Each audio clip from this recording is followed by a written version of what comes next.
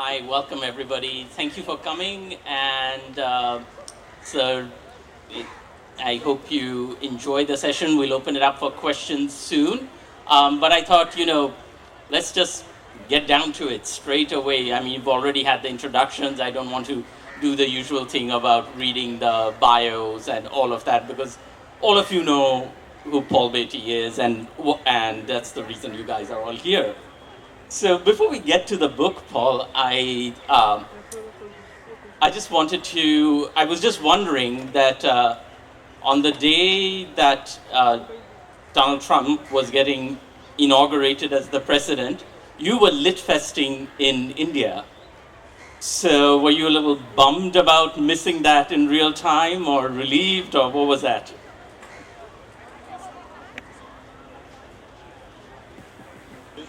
Yeah, I guess that I was a little relieved. It was nice to have some distance from it, sort of. Yeah,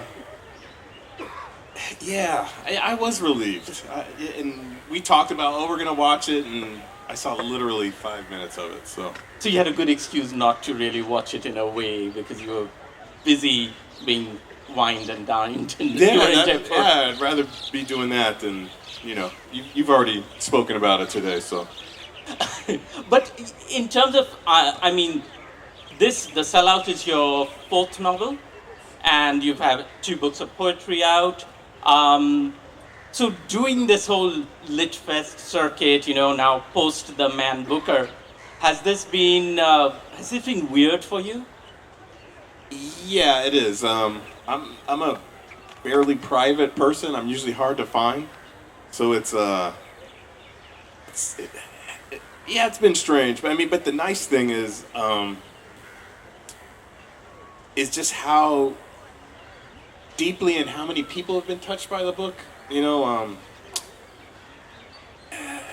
Usually I don't see that much, because I don't read much. I'm not in public much, and then to see people come up to me and I mean, it's nice.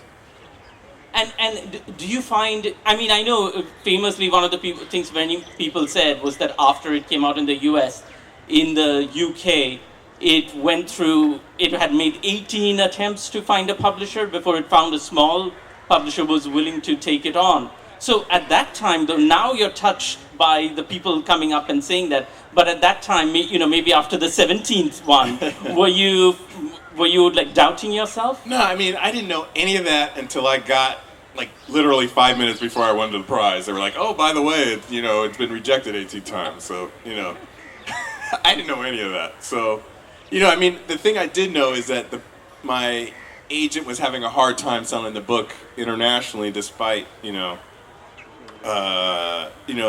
notoriety that I was getting back in the States. And so I would, me and my wife would talk about what's this about, trying to figure out what that is, and it could be about anything. I don't really know, but it's one of those things about just about not pandering a little bit. And then so I actually had a lunch with a gentleman who's completely responsible for so much of what's happened. Because One World, who published the book, they rejected the book. They were, in that 18. I don't know if they include themselves in that number. I'm not sure. So it could be 19, And but there was a gentleman who's an editor at a book editor at a paper, and he was like, "You have to publish this book." And he was like, I don't understand what's going on. And he just told them, "You have to do this." And it's that, that he's that one person that was touched.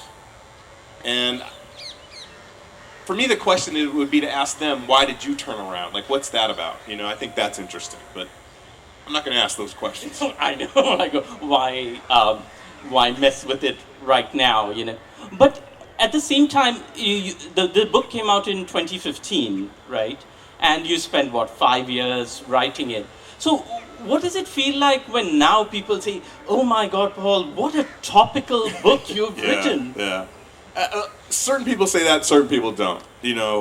One of the things, I mean, we were talking about Trump. And so I was watching the press conference, watching the little snippets of his inauguration speech. And the first thing I thought about was an old Marx Brothers movie. I don't know how popular the Marx Brothers are here. But, from the 30s called Duck Soup, where they're in this crazy country, you know, called Fredonian. I was like, man, it's the same thing. You know, so, you know, the manifestation of this is new, you know, but the fundamental innatity that's so old. The greed, the power, I mean, all that's so old, you know.